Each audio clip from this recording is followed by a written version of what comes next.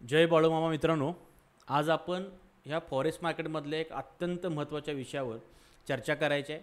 अत्यंत महत्त्वाचा यासाठी आहे कारण की बऱ्याच जणांचा ह्यावरती प्रश्न असतो आणि उत्तर सापडत नाहीत एका ठिकाणी. तर मला जितकं गोष्टी मी शोधल्यानंतर मला कळाल्या मी तुमच्यावर शेअर करतो आहे. सुरुवातीला सांगतो की हा व्हिडिओ थोडासा मोठा होईल. आता डायरेक्ट विषयालाच घालूया. विषय कोणता आहे? तर आपण आता ऐकतो की ह्या मार्केटमध्ये बऱ्यापैकी पी टू पी हे जे चालू आहे, हे जे स्कॅम चालू आहे, त्या पी टी पीच्या माध्यमातून मग काय अडचण येतात, बँक अकाउंट कसे फ्रीज होत आहेत, तर का होत आहेत, त्याच्यावरचे उपाय काय, या गोष्टी. सेकंड पार्ट म्हणजे फॉरेस्ट मार्केटमध्ये फॉरेस्ट मार्केटमध्ये ट्रेडिंग केल्यानंतर अशा कोणत्या अकाउंटवर आपण जर पैसे ट्रान्सफर केले तर आपल्या फॉरेस्ट मार्केटचा आपण जे नियम आहे नियमाचं उल्लंघन करतो आणि आपल्याला त्याच्या काय त्याची जे रूल मोडल्यानंतर जे काही त्याची पनिशमेंट असेल त्याला सामोरं जावं लागणार आहे. मुळात त्या दोन विषयावर फक्त मी चर्चा करणार होतो कारण की दोन्ही विषय थोडेसे जरा गफलत व्हायला लागलेले आहेत. पण तिसरा आज एक नवीन विषय घडला माझ्या बाबतीत म्हणण्यापेक्षा आम्ही तिघं चौघं आम्ही जे ट्रेडिंग करतो मिळून त्या आम्ही आज दोघा तिघे आम्ही डिपॉझिट करत होतो पैसे एक्सएनएसमध्ये. पण डिपॉझिट होत नव्हते. बराच प्रयत्न केला. प्रत्येक वेळी डिक्लाइन असा आम्हाला मेसेज येत होता. त्यानंतर आम्हाला बँकेकडून फोन आले की तुम्ही जे पैसे डिपॉझिट करत आहे ते कुणाला तुम्ही ट्रान्सफर करताय, ते कोण आहेत, हां. आणि त्यामध्ये तुम्ही जर त्यांना करू नका, तुमच्यासोबत फ्रॉड होऊ शकते आणि तुम्ही करू नका म्हणून आम्हाला ते सरळ सरळ सांगितलं आणि आम्हाला पैसे डिपॉझिट करता येणार नाहीत. मग त्याच्यावरती उपाय काय, जर असंच जर व्हायला लागलं तर आपण डिपॉझिट नेमकं करायचं कसं आणि काय करायचं, हे सगळे मार्ग आपण आज बघणार आहे. तर सगळ्यात मुळात जो पहिला प्रश्न सकाळी निर्माण झाला त्याच्यावरती उत्तर बघूयात की एक्सएनएसमध्ये आता एक प्रॉब्लेम यायला लागला आहे, जो आम्हाला आज आला तो कदाचित तुम्हाला उद्या येऊ शकतो. आपण डिपॉझिट करत असताना पैसे डिपॉझिट होत नाही आहेत. तर त्यामध्ये काय होते, जर तुमची मोठी रक्कम असेल तर डिक्लाइन होते आणि तुम्हाला त्या बँकेकडून म्हणजे माझं एस बी आयचं अकाउंट असून मला एस बी आयकडून मला फोन आला की असं असं तुमचं जे चाललं आहे ते ट्रान्झॅक्शन आहे ते आम्हाला जरा सस्पेक्टेड वाटायला लागले, चुकीचं वाटायला लागले. मग त्यांनी फक्त फ्रॉड होऊ शकतोय, त्यांनी असं काय म्हणलं नाही की तुम्ही फॉरेक्ससाठी करताय का यूज किंवा कायसाठी करताय का, पण हे करू नका, तुमच्यासोबत फ्रॉड होऊ शकते म्हणाले ते. आणि त्याचा घोळ असा झाला आहे, मला असं वैयक्तिक वाटते, आपण एक्सएनएसवाल्यांनी मला जे डिपॉझिट करण्यासाठी जो मला बेनिफिशरी दिला होता किंवा त्यांचा जो यू पी आय डी दिला होता त्याचं नाव येत होतं ट्रेडिंग, असं त्यामध्ये शब्दाचा उल्लेख होता. ते ट्रेडिंग हा शब्दाचा उल्लेख असल्यामुळं मला थोडंसं त्यामध्ये कन्फ्युजन वाटते की त्यांना काहीतरी तिथं चुकीचं वाटलं असेल. जर त्यांनी फक्त असं एक सरळ कोणतं तरी नाव असतं तर कदाचित हा इश्यू आला असता का नाही म्हणजे बघावं लागेल, कारण ह्याच्या आधी किती असा इश्यू आलेला नाही आहे. पण हा इश्यू येतोय तर ह्याच्यावरचा मार्क आहे नेमकं आपण डिपॉझिट करायचं कसं, कारण डिपॉझिट केल्याशिवाय आपल्याला पर्याय नाही आहे. त्यानंतर मी एक्सएनएसशी बोलणं केलं. एक्सएनएसशी माझं म्हणजे त्यांच्या जे लाईव्ह चॅट आहेत त्यांच्याशी चर्चा केली. तर त्याने असं सांगितलं की सर आम्ही भारतामध्ये आपलं इलिगल आहे अजूनसुद्धा आणि फॉरेक्सबद्दल त्यांचे रूल तयार नाहीत अजून, त्यामुळे आम्ही त्यांचे रूल कोणते अजून फॉलो करू शकत नाही. त्यामुळे हे असंच चालणार. तुम्ही फक्त एक करू शकताय, तुम्ही तुमचे एकतर बँक अकाउंट बदला, तिने एक पर्याय दिला. दुसरा, आपले जे दुसरे आपण पेमेंट डिपॉझिट किंवा विड्रॉसाठी आपण दुसरे मेथड दिल्यात त्यांचा वापर करा, ठीक आहे, ते करू शकताय. किंवा मला त्यांनी तिसरा ऑप्शन दिला. मी त्यांना म्हटलं की ट्रेडिंग असा उल्लेख असल्यामुळे त्यावरती डिपॉझिट जात नसेल. मग ते म्हणले की आम्ही तुम्हाला आणखी दुसरा U P I I D देतो त्यामध्ये अशा शब्दाचा उल्लेख नसेल. तर हे पर्याय होऊ शकतात. तर त्यानंतर आता एक्सएनएसचं टर्मिनल तुम्ही उघडून बघा. त्यामध्ये डिपॉझिटमध्ये जे आपल्याला वेगवेगळे पर्याय आहेत त्यामध्ये यू पी आय आय डीचं एक पर्याय आहे. तर आपण काय करायचं आहे, सगळ्यात आधी कार्ड पेमेंट आपण अजिबात करायचं नाही. कार्डद्वारे पेमेंट आपण अजिबात डिपॉझिट किंवा विड्रॉल दोन्हीसुद्धा कुठली गोष्ट करायची नाही. त्यामुळे हा पर्याय आपल्यासाठी पहिल्यांदाच निघून गेला. दुसरा पर्याय राहतो तो म्हणजे यू पी आय आय डीचा, तो वापरून बघायचा. तो सक्सेस झाला तर ओकेच, काय अडचण नाही आहे. तोही नाही झाला तर तिसरा पर्याय आपल्याला ऑनलाईन बँकिंगचा, बँक तुम्हाला ॲड करावं लागेल आणि त्याद्वारे करू शकताय. तो एक आपल्याला चांगला पर्याय. त्यामध्ये झालं तर ओके. आणि हाही पर्याय नाही झाला तर तिने आपल्याला एक इंटरनॅशनल गेटवे दिलेले आहेत पेमेंटचे. ते एक मिनिट तर तुम्हाला नाव वाचून सांगतो मी. नेटेलर वगैरे असे आहेत बघा, त्या नाव असतील नेटेलर. तर हे नेटेलर वगैरे काय आहेत तर तुम्हाला थोडक्यात सांगतो. एक इंटरनॅशनल पेमेंट गेटवे आहेत. त्यामध्ये आपण जे ते नेटेलर आहेत त्यामध्ये आपण आपलं अकाउंट काढायचं असतं. आपण त्यामध्ये आपलं अकाउंट क्रिएट केल्यानंतर अकाउंट क्रिएट करणं सोपं आहे. आपलं रेग्युलर जे आपण अकाउंट क्रिएट करतो त्या पद्धतीने करायचं. त्यामध्ये आपण आय एन आर डिपॉझिट करायची आणि त्या आय एन आरच्या द्वारे आपण एक्सएनएसवर डिपॉझिट करू शकतो. त्या आय एन आरचं रूपांतर यू एस डीमध्ये होते. आता हे तुम्हाला मुद्दा सांगतो काय भानगड आहे इथं, म्हणजे इथं आपण कसं अडकू शकतो. ह्या जे इंटरनॅशनल गेटवे आहेत, पेमेंट गेटवे आहेत, त्यामध्ये काय होते, त्यामध्ये डिपॉझिट करत असताना अगदी थोडी रक्कम घेतात किंवा काहीच कमिशन किंवा फी ते घेत नाहीत. पण ज्यावेळी तुम्ही ह्यांच्या माध्यमातून विड्रॉल घ्या त्यावेळी ते खूप मोठ्या प्रमाणात आपल्याला कमिशन किंवा फी लावत आहेत. त्यामुळे पैसे तर जाणार आहेत. डिपॉझिटला पैसे कमी आहेत किंवा नसल्याच जमा आहेत, पण विड्रॉल घेत असताना खूप मोठ्या प्रमाणात आहेत. दुसरी गोष्ट, इंटरनॅशनल पेमेंट गेटवे असल्यामुळं हे आपली जी माहिती आहे ते सरकारला पूर्ण म्हणजे सरकारला सांगण्यासाठी हे बंधनकारक नाहीत. त्यामुळे उद्या जरी समजा पण आपलं जे ट्रान्झॅक्शन आहे कळणार आहे बरं का गव्हर्नमेंटला. जरी आपण हे नेटलर वगैरे किंवा आणि बरेच काय काय इंटरनॅशनल पेमेंट गेटवे त्यामध्ये जर आपण अकाउंट क्रिएट केलं तरी आपण बँक अकाउंट इथं अटॅच करायला लागणार आहे. आणि बँक अकाउंट जर आपण अटॅच केलं त्याद्वारे आपण इथं डिपॉझिट केलं किंवा तिथून विड्रॉ घ्यायला लागलो तरी गव्हर्नमेंटला कळणारच आहे की ह्या इंटरनॅशनल गेटवे वापरतो हा. मग ज्यावेळी हे त्या नेटरला विचारतील गव्हर्नमेंट की तू आम्हाला सांगा की हे जे अकाउंट आहे बँक अकाउंट हे आहे याचं आम्हाला एकूण ट्रान्झॅक्शन सांगा कशा कशा प्रकारचं आहे. आता इथं काय प्रश्न उरतो, हे बंधनकारक नाही आहे यांना कुणाला, हे जे पेमेंट गेटवे आहेत हे सरकारला माहिती पुरवतीलच असं नाही आहे. 99% किंवा 90% म्हणा ही आपली माहिती जी कॉन्फिडेन्शियल आहेत ती पुरवणार नाहीत कारण की ते आपल्या गव्हर्नमेंटच्या रूल खाली येत नाहीत कारण ती इथल्या नाहीत. पण समजा उद्या गव्हर्नमेंटने जास्त स्ट्रेस दिला तर हे सुद्धा त्यांना माहिती देऊ शकतात. तुम्हाला क्लिअर झाला विषय. एक तर हे देणार नाही आहेत कारण की ती इथल्या नाही आहेत त्यामुळं थोडंसं आपल्याला इथं म्हणजे रिलीफ मिळू शकते.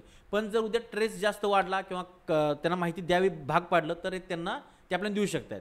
पण आपला डिपॉझिट विड्रॉचा प्रश्न इथं सुटू शकतो. फक्त तुम्हाला इथं रक्कम सांगितली मी कुठल्या प्रमाणात आहे. ठीक आहे. दुसरा मुद्दा आता डिपॉझिट विड्रॉचा इथनं प्रश्न मिटला. आता म्हणजे एक्सएनएचचा हा जो मुद्दा आहे डिपॉझिट विड्रॉचा मला वाटत नाही ह्याच्या पलीकडे तिसरी कुठली गोष्ट यामध्ये आहे. आणि एक्सएनएचचं काय मत आहे, तुम्ही बायनान्सवरून किंवा इतर कुठल्या क्रिप्टोच्या एक्सचेंज म्हणून तुम्ही ह्याच्यावर डिपॉझिट घेतला ना ते एक्सएनएच परवानगी देत नाही. त्यांचं काय मत आहे, तुम्ही ज्या मेथडनं डिपॉझिट करताय त्याच मेथडनं आम्ही तुम्हाला विड्रॉल देणार.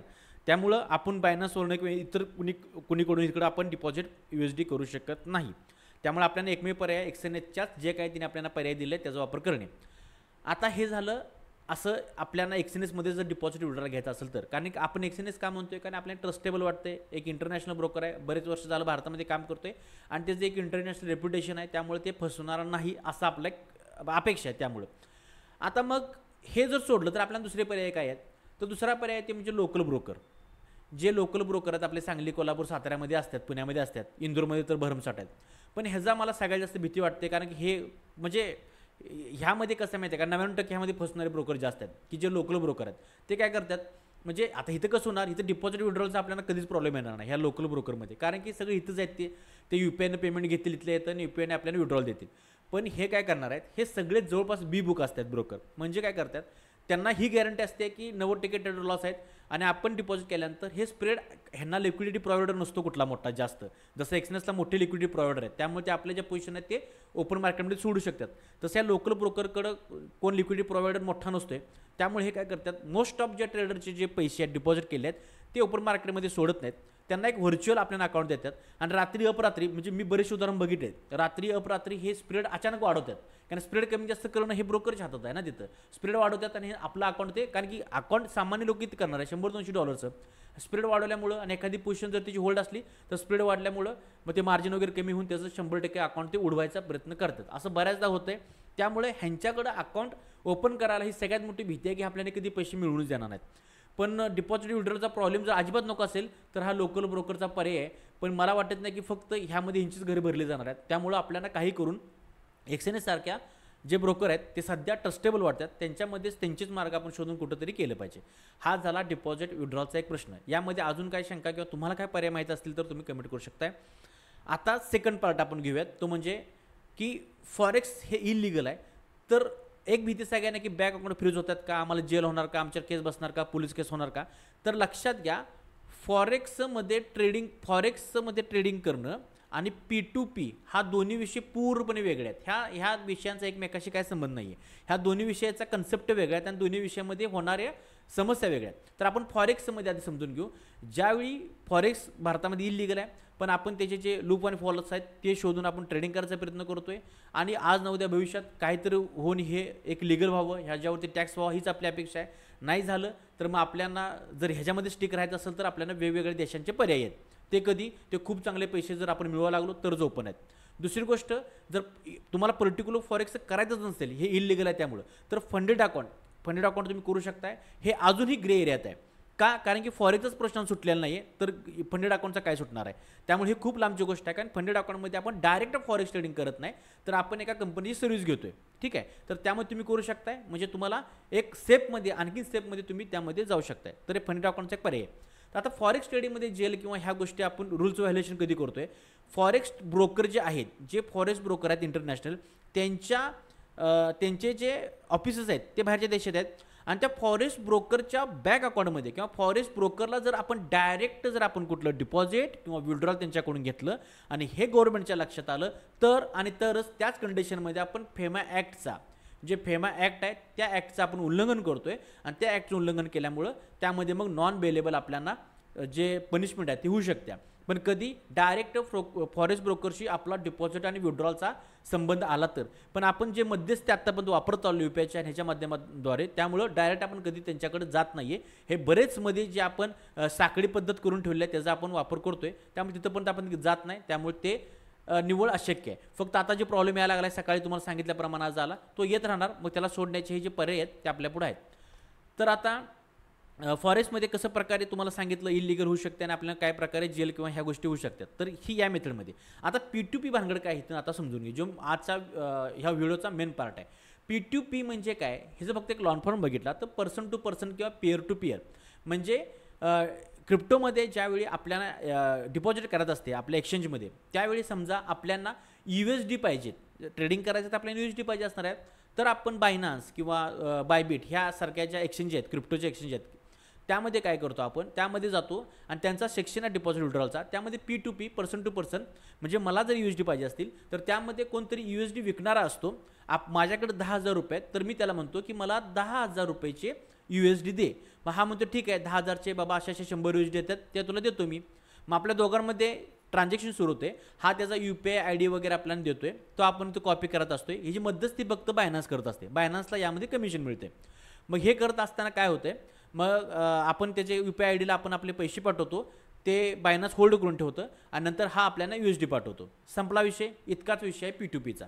म्हणजे P2P आपल्याला USD आल्यानंतर ते USD काय करतो आपण मग बायनान्सवरती ट्रेडिंग करू शकतोय किंवा ते USD आपण बायनान्सच्या ब्लॉकचेनच्या माध्यमातून आपण आपल्या एक्सएनएसमध्ये सुद्धा घेऊ शकतो बरं का. म्हणजे तुम्हाला एक्सएनएसमध्ये डिपॉझिट विड्रॉल जर प्रॉब्लेम आला तर आपण बायनान्सवरती डिपॉझिट म्हणजे USD घेऊन P2Pच्या माध्यमातून आपण एक्सएनएसवरती घेऊ शकतो आणि परत एक्सएनएसवरती प्रॉफिट लॉस काय होईल ते परत ते USD आपण बायनान्सवरती घेऊन जाऊन आपण तिथे विड्रॉल घेऊ शकतो. पण बायनान्सवरती ज्यावेळी आपला 1 रुपयाचा ट्रान्झॅक्शन झालं तर आपण डायरेक्ट गव्हर्नमेंटच्या नजरेत येणार आहे. मग आपल्याला तुमचं जे इन्कम टॅक्स आहे ती फाईल केलीच पाहिजे. त्यात जर त्यांचे टॅक्सेशनचे क्रिप्टोचे जे रूल आहेत ते फॉलो केले पाहिजेत कारण की तुम्ही बायनान्सचा वापर केला आहे त्यामध्ये तुमच्या क्रिप्टोचं ट्रान्झॅक्शन क्लिअर कट दिसते. त्यामुळे जरी तुम्ही ते बायनान्सवरती क्रिप्टो घेतले ते ब्लॉकचेनच्या माध्यमातून एक्सएनएसवरती आणले तरी तुम्हाला हे जे तुम्ही इथे काय व्यवहार केला त्याच्यावरती टॅक्स भरावा लागणार. परत मग एक्सएनएसवरून इकडे आला तरी चालते मग तुम्ही ठीक आहे. म्हणजे एक्सएनएसवरती डिपॉझिट प्रॉब्लेम आला तर हे तुम्हाला पर्याय इथं आपल्याला कळाला ठीक आहे. आता इथून पुढे सुरुवात होते ते स्कॅमची किंवा बँक अकाउंट फ्रीज होण्याची. ती कशी होत्या काय होत्या हे नेमकं समजून घेऊया आणि ह्याच्यावरचा उपाय काय आहे ते पण आपण नेमकं समजून घेऊयात. P2P म्हणजे स्कॅम करायला की सुरुवात होते बघा आणि काळजी कुठली घ्यायची बघूया आपण. P2P मध्ये आल्यानंतर जे फ्रॉड मनी जो फ्रॉड मनी म्हणजे कोणता तुम्ही बघू शकता की कोणाला तर फोन होते की तुमचे वडिलांनी मला पैसे पाठवायला सांगितलेत आणि हे धरा तुमच्या अकाउंटवर पैसे पाठवतो आणि मला 10,000 पाठवायला सांगितलेत. अरे चुकून 1,00,000 तुमच्या अकाउंटवर आले वाटतं. मग ती म्हणते मग तुम्हाला पाठिंबा किती पाठवू मी मग तुम्हाला 90,000 पाठिंबा पाठवा. मग ते असे 100 बकरी उडकतात त्यात एक बकरा त्यांना सापडतो कोणतं ना कोणती असं एखादं मंदबुद्धी असते मग त्यांना ते पाठवणार. मग 90,000 रुपये त्यांना मिळाल्यानंतर ह्यांच्या अकाउंटवरून 90,000 उडून जातात कुणाच्या तरी. मग त्यांच्या लक्षात येते की आपण गंडलेलो आहे आपल्याला चुना लागलेला आहे. आता तिथून पुढे स्कॅम सुरू होते. ज्यावेळी जे 90,000 रुपये उडालेले आहेत फ्रॉडच्या माध्यमातून ते काय करतात ते जातात सायबर सेलकडं सायबर ऑफिसकडं त्यांना सांगतात की आमच्या अशी 90,000चा आमच्याकडे फ्रॉड झालेला आहे आमच्या अकाउंटवरून म्हणजे फ्रॉड करून 90,000 काढून घेतलेले आहेत. मग ह्याने काय करतात ठीक आहे त्यांची केस नोंदवून घेतात आणि कोणत्या बँक अकाउंटला गेलेत किंवा काय झाले हे म्हणजे त्यांची रिसर्च कंप्लीट करून घेतात. पण ज्याने हे 90,000 ढापल्यात तो अत्यंत हुशार माणूस असतो त्यांची मोठी टीम असते. ते काय करतात हे 90,000 त्यांच्या बँक अकाउंटवर कधीच ठेवत आहेत. ते 90,000 आल्या ते वेगवेगळ्या अकाउंटवर ट्रान्सफर करतात. असं वेगवेगळ्या अकाउंटवर त्यांची अशी 7, 8, 9, 10 अकाउंट असतात. म्हणजे इकडं थोडं असं करून ते 90,000 जे मेन अकाउंटवर घेतलं होतं ते झिरो करून टाकतात आणि वेगवेगळ्या अकाउंटवर इकडे ते ट्रान्झॅक्शन करून टाकतात. आता वेगवेगळ्या अकाउंटवर गेल्यानंतर आता हे पैसे प्रत्येक वेगवेगळ्या अकाउंटवर आले हे सगळे फ्रॉडवाले माणसं आहेत. आता ह्यांना हे पैसे व्हाईट करून घ्यायचे. मग व्हाईट करून घेण्याचा सगळ्यात बेस्ट पर्याय कुठला आता सध्याच्या युगात तर तो म्हणजे क्रिप्टो USD. मग हे काय करतात हे बायनान्ससारख्या बायबिटसारख्या अशा एक्सचेंजेसचा वापर करून घेतात आणि तिथं आल्यानंतर काय करतात ते हे किंवा हे बऱ्याच ठिकाणी अकाउंटला पैसे पाठवले असतात ते किंवा असं काही नाही की कोण बायनान्समध्ये किंवा बायबिटमध्ये आपल्याला जे हे पाठवतोय पैसे पाठवतोय तो फ्रॉड माणूस आहे. तो फ्रॉड असतोय का नसतो माहीत नाही, पण हा जो पैशांचा प्रवास आहे ना, तुम्हाला सांगितलेला फ्रॉड पैशांचा प्रवास हा कदाचित त्याच्या अकाउंटपर्यंत गेला असतोय, कारण की हे ह्यांचा व्हाईट मनी करण्यासाठी इथंच येणार आहेत, USDमध्येच येणार आहेत. आणि एकदा का त्यांच्या अकाउंटवर USD आले तर हे USD त्यांच्या ते ट्रस्ट वॉलेटला ठेवतील किंवा त्यांच्या हार्ड वॉलेटवर ठेवतील आणि परत ते दुबई बिबई इकडे तिकडे कुठं फिराफिरी करून त्यांना आपोआप त्यांना ते व्हाईट मनी करता येतात. ठीक आहे. मग हे पैसे आल्यानंतर आता कसा फ्रॉड सुरू होते बघा. समजा मलाच INR पाहिजेत, मला USD पाहिजेत, तर मी काय करणार आहे, मी USD विकणार आहे समजा, बरं का. मी USD विकणार आहे. आणखी गोष्ट क्लिअर सांगतो सुरुवातीलाच, काय म्हणजे ही पद लक्षातून जायला नको. कधीही आपल्या अकाउंटवर INR म्हणजे इंडियन रुपी आले आपल्या बँक अकाउंटवर तरच हा फ्रॉड होतो, बरं का. तरच म्हणजे काय, मी बायनान्सवर गेलो, क्रिप्टो एक्सचेंजवर गेलो आणि मी माझे USD विकले कुणाला तरी आणि त्यांचे INR आले माझ्या बँक अकाउंटवर. आता हे जे INR आलेत ना, म्हणजे इंडियन रुपये आलेत ना, हे मला माहीत नाही ना हे कशा प्रकारचे आहेत, हे फ्रॉडचा पैसा आहे का नाही आहे, हे व्हाईट मनी करण्यासाठी आला आहे का मला माहीत नाही.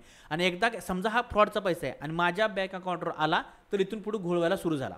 आता मी काय सांगतोय, समजा तुम्ही USD बाय करायला गेलाय तर तुम्हाला काही अडचण येणार नाही, असा माझा म्हणजे आत्तापर्यंतचा माझा अनुभव किंवा मला कुठं हा असा मला फ्रॉड किंवा अशा पद्धतीनं बँक अकाउंट कधी फ्रीज झालेलं नाही की तुम्ही USD घेतलाय म्हणून. तुमच्या अकाउंटवर USD आले तर तो फ्रॉडमध्ये तुम्ही अडकत नाही का, कारण की तुम्ही INR दुसऱ्याला ट्रान्सफर केलेत. आता तुमच्याकडे जे INR आहेत ते फ्रॉडचे आहेत का नाहीत हे तुम्हाला माहीत, ते फ्रॉडचे नसल्यामुळे तुम्ही त्यांना पाठवा लागलाय आणि तुम्ही INR त्या बँक अकाउंटवर पाठल्यामुळे त्याचं बँक अकाउंट आता म्हणजे धोक्यात गेलेलं आहे. कारण तुमचा पैसा जो INR आहे ते तो फ्रॉडचा आहे का नाही माहीत नाही आहे. त्यामुळे आपण INR दुसऱ्याला पाठवतो असू आणि USD घेत असो तर बँक अकाउंट फ्रीज होण्याच्या किंवा बाकीच्या कुठला स्कॅम होण्याचा काही 100% म्हणजे शक्यता नाही आहे, कारण की आपण USD घेतोय आणि USD घेत असताना कुठल्याही प्रकारचा स्कॅम होत नाही. म्हणजे बँक अकाउंट फ्रीज होणं किंवा काय होणं स्कॅम होत नाही ह्याचा अर्थ असं म्हणत नाही की मी ते USD पाठवणार स्कॅमर नाही आहे. मी फक्त इतकं सांगतोय की USD तुम्ही घेत असाल तुमच्या बँक अकाउंटवरून पैसे ट्रान्सफर करून तर तुमचं बँक अकाउंट फ्रीज होणार नाही किंवा P2Pच्या जे काय अकाउंट फ्रीज होणं केस पण ह्या गोष्टी आहेत त्यामध्ये आपण अडकत नाही. अडकते कधी, आपल्या बँक अकाउंटवर जर INR येणार असतील. INR कधी येणार आहेत, तुम्ही कुणाला जर USD सेल केला तर तो USD काय घेणार आहे, कारण त्याला त्याजवळचा पैसा आहे तो USDT मध्ये कन्वर्ट करून त्याला तो व्हाईट मनी करायचा आहे. विषय लक्षात आला मला काय म्हणायचं आहे ते. तर आता समजून चला की मी आता USDT कुणाला तरी विकली माझ्याकडे होती म्हणून आणि हा बंदा होता INR वाला, त्याच्याकडे फ्रॉडचा पैसा होता आणि तो माझ्या बँक अकाउंटवर आला. आता इथून पुढे गेम तुमच्या लक्षात आली, हा फ्रॉडचा पैसा कुठल्या फ्रॉडचा पैसा आहे, ज्यानं फोन करून गंडलं होतं 90,000 साठी आणि प्रत्येक बँक अकाउंटवरती फिरवलं होते. आता ह्याचा पैसा माझ्या बँक अकाउंटवर आल्यानंतर परत काय होते, ही चेन अशीच चालू असत्या. मग आपल्याला थोड्या दिवसानं आपलं बँक अकाउंट फ्रीज झालेलं दिसते आणि बँकेकडून आपल्याला मेसेज होते की तुमचं हे जे बँक अकाउंट आहे ते सील केलेलं आहे, आम्ही फ्रीज केलेलं आहे, कारण की तुमच्या अकाउंटवरचे जे पैसे आले आहेत ते फ्रॉड मनी आहे. ठीक आहे. मग आता इथं बँकेकडे 2 पर्याय असतात. बँकेकडे किती पर्याय असतात, 2 पर्याय. कुठले, एक तर बँक तुम्हाला समजा तुमच्या अकाउंटवरती 1 लाख रुपये आहेत आणि तुमच्या आता असं नसते बरं का, बँक अकाउंटवर तुमच्या जेवढे पैसे आहेत तेवढा सगळा फ्रॉडचा पैसा आहे. जितक्या रुपयाचा फ्रॉड झाला असेल आणि तो फ्रॉड झालेला पैसा किती बँकेतून फिरलेला आहे आणि ती तुमच्या वाट्याला किती रक्कम आलेली आहे हे त्यावर डिपेंड असते. थोडक्यात तुमच्या बँक अकाउंट जर 1 लाख रुपये असतील तर समजा तो जर घोळ 10,000चा असेल, 10,000 आता 90,000चा घोळ होता ना मागाच्या केसमध्ये, तर समजून चाला 90,000चा तो घोळ आहे आणि तुमच्या अकाउंटवर 10 लाख रुपये आहेत. तर ह्याचा अर्थ असं होत नाही की तुमचे 10 लाख रुपये सीज होणार.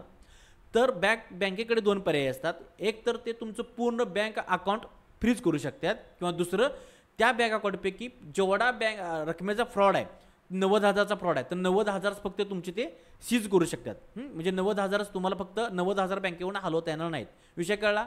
2 पर्याय आहेत. एक तर तुमचं पूर्ण बँक अकाउंट फ्रीज होणार किंवा तुमच्या अकाउंटवरचे फक्त जितक्या रुपयाचा फ्रॉड आहे तितके रुपये फ्रीज होणार. ठीक आहे, क्लिअर.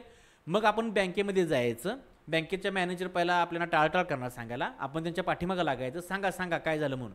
मग ते सांगणार की तुमच्या अकाउंटवर अशी अशी क्लेम आहे की तुमचा फ्रॉडचा मनी तुमच्या बँक अकाउंटवर आलेला आहे, आम्हाला ते स्पष्टीकरण पाहिजे. मग कुणी कंप्लेंट केल्या त्यांचं आपण त्यांना विचारून घ्यायचं. मग आपल्याला कंप्लेंट कुणी केल्या, कुठल्या बँक अकाउंटवाल्यांनी केलं, हे सगळं कळते. आपण त्यांच्या संपर्क साधू शकतोय. त्यानंतर आपल्याला कुठल्या सायबर सेलकडून किंवा सायबर ऑफिसकडून आपल्याला कंप्लेंट आपल्यावरती फाईल झाली हे कळते. आता ही गोष्ट मोस्ट ऑफ टाईम असते ना आपल्या आसपास नसत्या, कुठल्या ते परराज्यातूनच झालेलं असते मोस्ट ऑफ टाईम. मग आपल्याजवळ एकच पर्याय आहे, आपण त्या सायबर ऑफिस जे असेल त्यांना आपण फोन करू शकतोय किंवा आपण त्यांना मेल करू शकतोय. ठीक आहे. आणि आपल्या फोनचं आणि मेलचं उत्तर आपल्याला लगेच मिळेल असं कधीच होणार नाही आहे. त्यामुळं आपल्याला काय करावं लागणार, आपल्याला 100% जिथून आपल्या बँक अकाउंटवर केस बसलेली आहे ज्या स्टेटमधून किंवा ज्या शहरामधून, त्या शहराच्या सायबर ऑफिसला आपल्याला फिजिकली जावावंच लागणार, फोन करून त्यांची अपॉइंटमेंट घेऊन. बरं, आता तुम्ही त्या समजा आता तुमच्यावरती कुठंतरी इथं बसल्या, दिल्लीमध्ये केस बसलेली आहे, तुम्ही दिल्लीला गेला, दिल्लीच्या ऑफिसमध्ये गेला, सायबर ऑफिसमध्ये गेला. ठीक आहे. आता इथं एक गोष्ट तुम्हाला आता स्पष्ट करतो मी सुरुवातीलाच, या केसमध्ये कधीही जेल होत नाही. हां, ह्या केसमध्ये जेल कधी होणार आहे, फॉरेक्स जे तुम्हाला सुरुवातीला सांगितलं मी की जिथं तुम्ही forex broker, international broker direct वापरत आहे तिथं मात्र होणार, कारण तिथं रूलच तसा आहे, आपला फेम ॲक्ट तसाच आहे. इथं फ्रॉड झाला आहे, तो कुठं झाला आहे, तो भारतातल्या भारतात झाला आहे. देशांतर्गत मुद्दा आहे, घरातला मामला येऊ, घरातल्या घरात कौटुंबिक विषय येऊ. त्यामुळे देशांतर्गत फ्रॉड झाला आहे. आणि तो तुम्ही फ्रॉड केला आहे का, नाही, तो तुमच्या अकाउंटवरती तो फ्रॉडचा पैसा आला आहे. मग ती चौकशी करण्यासाठी किंवा तो फ्रॉडचा पैसा ज्या कुठल्या माणसाचा फ्रॉड त्या नुकसान झाले त्या माणसाला पैसा मिळवून देण्यासाठी तुमचं बँक अकाउंटवर फक्त होल्ड आणले, तुमचं बँक अकाउंट तात्पुरतं फ्रीज केले की बाबा हे पैसा कसा आलाय सांग, कुठं आला सांग, किंवा हिचं आपण काय करायचं, इतकंच.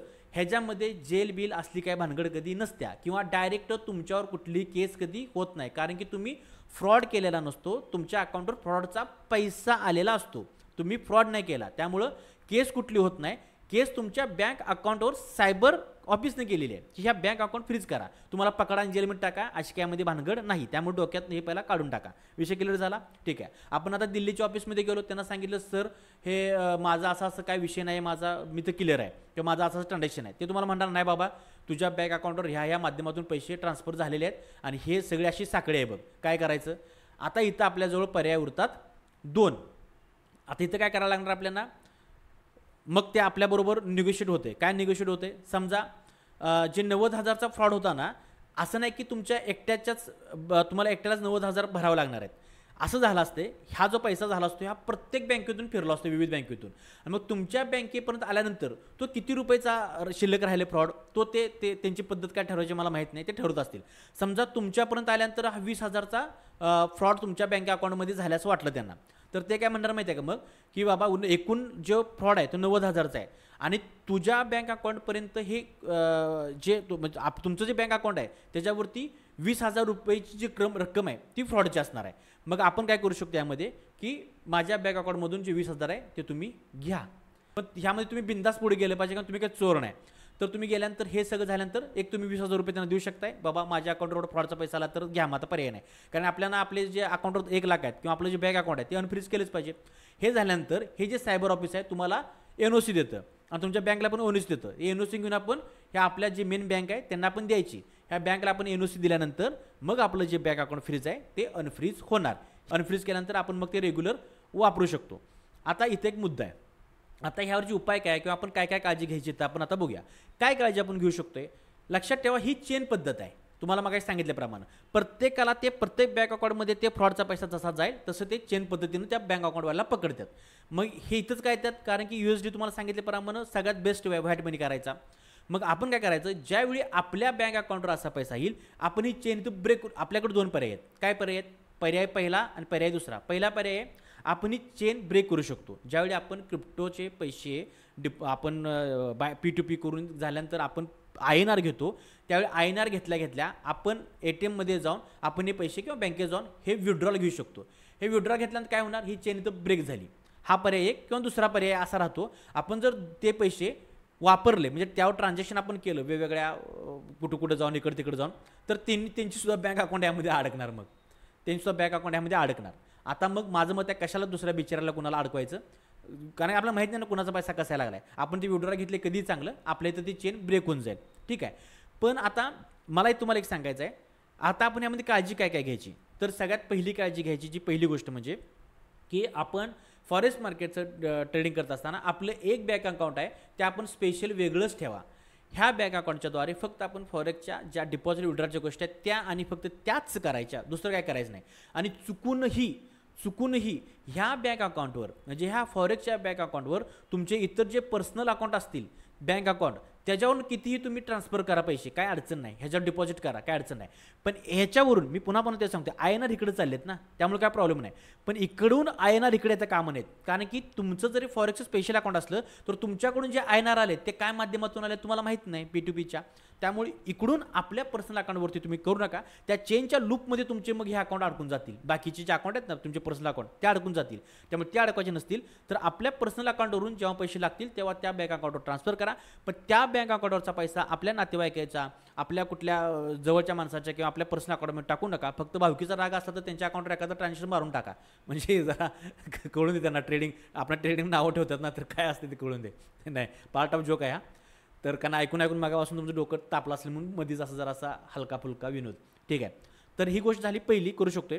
दुसरी गोष्ट, आपल्याला आता P2Pला बायपास काय काय आहेत. दुसरी गोष्ट आपण काय करू शकतोय का, तर मला वाटते काय काय बायपास आहेत किंवा आपण जे विड्रॉल आहेत काय माध्यमातून घेऊ शकतो. तुम्हाला आता मला 2-3 पर्याय माझ्या पुढे दिसतात. काय दिसतात तर Re.Pay. मी एक माझ्या इंस्टावर किंवा यूट्यूबवरचा एक व्हिडिओ टाकला आहे. Re.Pay म्हणून एक कार्ड आहे, काय Re.Payचं कार्ड आहे. तर हे Re.Pay आपण वापरू शकतो. ह्याच्याद्वारे काय होते, तुमच्याकडे जितके पण USD असतील त्या USD जर तुम्ही ह्या Re.Payवरती पहिला सगळ्यात काय करा तुम्हाला सांगतोय का. सगळ्यात पहिला आपण जर एक्सएनएसवरती किंवा बायनान्सवरती तुमच्याकडे खूप सारे USD असतील तर ते सगळे USD आपण आपल्या ट्रस्ट वॉलेटमध्ये घेतले पाहिजेत. ट्रस्ट वॉलेटमध्ये घ्यायची. हे आपला काय झाला, आपला पर्सनल आपली बँक झाली. पर्सनल आपली ट्रस्ट वॉलेटमध्ये क्रिप्टो ठेवू शकतो. ठीक आहे, पहिली स्टेप झाली. दुसरी स्टेप, तुम्हाला आता हे विड्रॉल घ्यायचे आहेत. तर पहिला पर्याय काय, आपल्याला P2P तर करायचं नाही, त्याला बायपास करायचं आहे. पहिला पर्याय Re.Pay म्हणून एक कार्ड आहे. त्या कार्ड जर तुम्ही ट्रान्सफर केले तर या कार्डच्या माध्यमातून तुम्ही डायरेक्ट ATM मधून विड्रॉल घेऊ शकताय किंवा हे कार्ड तुम्ही डायरेक्ट कुठंही वापरू शकताय. तुमच्या वेगवेगळ्या ह्याच्यामध्ये पेट्रोल पंपावरती किंवा तुमच्या डीमार्टमध्ये किंवा कुठेही वापरू शकता तुम्ही. मी ते कार्ड माझ्या एका व्हिडिओमध्ये दाखवले, मी ते परचेस केले. 10,000 रुपयाला का ते कार्ड हे मिळते. तर हे तुमच्याजवळ पर्याय आहे. आता हे पण म्हणजे चला तो चांद तक नाही तो रात तक आहे, त्यामुळे ह्याचं पण काही जास्तही नाही आहे. दुसरा पर्याय असा आहे, तुम्ही ट्रस्ट वॉलेटमध्ये USD पहिला घेतल्या कारण हे सेफ आहे. इथून तुम्ही काय करायचं, प्रत्येक शहरामध्ये मोठ्या USD बाय सेल करणारे छोटे छोटे ऑफिस आहेत बघा. तुम्ही गुगलला जरी सर्च मारला की USDT buy sell near by me गुगलला, तरी तुम्हाला कोल्हापूर, सांगली, पुणे, बिनेमध्ये भरपूर तुम्हाला सेंटर सापडतील. तिथं डायरेक्ट जायचं. ते सेफ पालच्या माध्यमातून किंवा बायनाच्या कुठल्या माध्यमातून त्यांचे तुम्हाला ते क्रिप्टो ॲड्रेस देतील. तुमच्या ट्रस्ट वॉलेटवरून डायरेक्ट तिकडं तुम्ही तुमचे काय असेल USD ट्रान्सफर करायचे. त्यांना ट्रान्सफर केले की त्यांच्याकडून डायरेक्ट हार्ड कॅश आपल्याला ते देतात किंवा आपल्या बँकेमध्ये डिपॉझिट करायला लावायचे किंवा हार्ड कॅश घ्या, म्हणजे सगळ्यात ते व्यवस्थित झालं. हा एक पर्याय आपल्याजवळ आहे. ठीक आहे, तिसरा पर्याय काय आपल्याजवळ, तुम्हाला 2 पर्याय सांगितले. तिसरा पर्याय मला वाटतं मी सेफ, आपल्याला फक्त P2Pला बायपास करायचा होता. तिसरा पर्याय आपल्याजवळ आहे, तो थोडासा म्हणजे प्रत्येकाला शक्य असं नाही आहे की कुणाला गरज, म्हणजे कुणाला USDची गरज असते, तुमच्याकडे जास्त आहे आणि तुमच्या सर्कलमध्ये अशी विश्वासाची माणसं असली, मित्र असतील तर त्यांना तुम्ही USD सेल करू शकताय. माझ्याकडे एवढे USDT आहेत, तुम्ही सोशल मीडिया वापरत असाल तर त्याच्या माध्यमातून सांगू शकताय घ्या. पण ते ट्रस्टेबल पाहिजे तुमच्या जवळचा. तुम्ही त्याला USD पाठवा, डायरेक्ट त्याच्याकडून तुम्ही तुमचं पेमेंट घ्या. तर मला तर सध्या हे 3 मार्ग दिसतात. आणखीन कुठला काय मुद्दा राहिला का बघतो, म्हणजे P2Pला बायपास करायचा. हां, बँक अकाउंट वापरताना ना जे निओ जी बँक अकाउंट आहेत ना, निओ काय म्हणजे त्या काय म्हणतो त्याला आपण ऑनलाईन बँक अकाउंट आहेत बघा, कोणती बरीचशी आहेत की ज्यांच्या फिजिकली शाखाच नाही आहेत. हां, ते फक्त ऑनलाईन काम करतात. निओचे काय तर आहेत, निओ त्याला काय तर म्हणतात. हे बँक अकाउंट आपल्या फॉरेक्स मार्केटच्या ट्रेडिंगसाठी अजिबात वापरू नका. कारण की 2-4 दिवसापूर्वी अशी केस माझ्या नजरेत आली आहेत की ह्यांना काय तर प्रॉफिट झालं होतं $1000 आणि त्यानं कंटिन्यू $100 5-10 विड्रॉल मारले आणि ते त्या बँकेला लक्षात आलं तर ह्याचं अकाउंटच फ्रीज केलं. काय कारणच सांगितलं नाही त्याला. तिने सांगितलं फक्त की एवढे फास्ट विड्रॉल का घेतल्यात, आम्हाला कारण द्या. आणि कारण सांगायला ह्यांचं कुठं फिजिकली सेंटरच नाही आहे आणि नसल्यामुळे सांगायचं कुणाला. कस्टमर केअरला फोन लावला तर 1 तास वेटिंग, त्यामुळे मग मेल पाठवा, ही झंझट आहे. आणि निओ वापरत असताना ज्याची फिजिकली शाखा आहेत अशाच बँक अकाउंट वापरा. किमान तुम्हाला जाऊन ते मॅनेजर बोलतात राहील, सांगतात राहील. तुम्ही त्याच्या पाठीमागे लागला तर नेमकं काय झाले, आपल्याला कुठून आपल्यावर क्लेम बसताय, कुठून आपल्यावर केस बसल्या अकाउंटवर आपल्या, हे तर कळलं आपल्याला. हे तर काहीच कळणार नाही. त्यामुळे निओ बँकेच्या ऑनलाईन बँक सिस्टमची चालू आहे आता. ते जे बँक अकाउंट काय तर आहेत बरेच, आता त्या बँकेची नावं मला माहीत नाहीत किंवा मी घेत पण नाही नावं, ते जे फिजिकली शाखा नाही असे बँक अकाउंट वापरू नका. हे एक मुद्दा त्यात क्लिअर करायचा मला. ठीक आहे, मला वाटते बऱ्यापैकी विषय क्लिअर करायचा प्रयत्न केला मी. तर आपण फक्त P2Pला बायपास कसं करू शकतो, रिडोरपेच्या माध्यमातून, USD बाय सेल्स एक सेंटर त्यातून किंवा मित्राच्या माध्यमातून. तुम्ही USD बाय करत असाल तर काही प्रॉब्लेम आत्तापर्यंत आलेला मी कधी ऐकलेला नाही आहे, आला असाल तर मला तो कळवा. तर करू शकत नाही, फक्त INR तुमच्या बँक अकाउंटवर येत असतील, म्हणजे तुम्ही USDT सेल करत असाल तर तो येणार आहे. आणखी एक P2P करत असताना बायनान्सवरती फक्त तो व्हेरीफाईड असावा, त्याला ठीक आहे का बघा. ते सुद्धा काय असं हे नाही आहे, फिक्स असं नाही की तो व्हेरीफाईड असला तर म्हणजे त्याच्या अकाउंटवर फ्रॉडचा पैसा नसणार आहे. फक्त काळजी घ्या, स्वस्त एखादा रुपये स्वस्त मिळते म्हणून दुसरीकडून घ्यायला जायला नको. तर तो व्हेरीफाईड असावा, ठीक असावी. आणि दुसरा मुद्दा म्हणजे सगळ्यात महत्त्वाचा, डिजिटल ई-रुपी जो नवीन ऑप्शन आला आहे बायनान्समध्ये, डिजिटल ई-रुपीच्या माध्यमातून तुम्ही P2P करू शकताय, त्याचा जास्त वापर करा. त्या जास्त वापर केल्यानंतर आपल्याला आणखीन जरासा आपल्याला सिक्युरिटी किंवा सेफपणा मिळू शकतो. हे का आपण गोष्ट करू शकतो. आणि सगळ्यात महत्त्वाचं कधीही विड्रॉल म्हणजे कधीही तुमचे INR तुम्हाला समजा आता USDT सेल करायचे आहेत, तरी तुम्ही मोठ्या बल्कमध्ये करू नका. म्हणजे आता तुम्ही $2,000 तुम्हाला प्रॉफिट आहे, तर $2,000 एकदम सेल करू नका.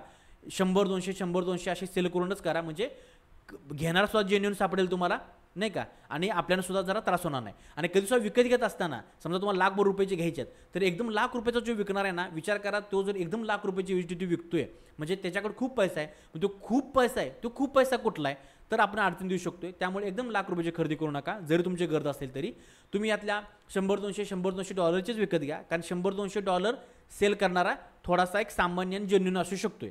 एकदम मोठ्या बल्कमध्ये USDT सेल पण करू नका आणि बाय पण करू नका. हे एक सगळ्यात महत्त्वाचं आहे, कारण ज्यांचे अकाउंट फ्रीज झालेत ना, मोस्ट ऑफ टाईम त्यांनी थोडेसे जरा मोठ्या रकमेचे केलेले आहेत असे दिसते. ठीक आहे, हे आपण काळजी घेऊ शकतोय. बाकी मला वाटतं बऱ्यापैकी विषय कव्हर केलेत. आणि काय राहिलं असेल तर मला कमेंटमध्ये सांगा, मी आणखीन सांगायचा प्रयत्न करीन. थँक्यू, धन्यवाद. जय बाळू मामा.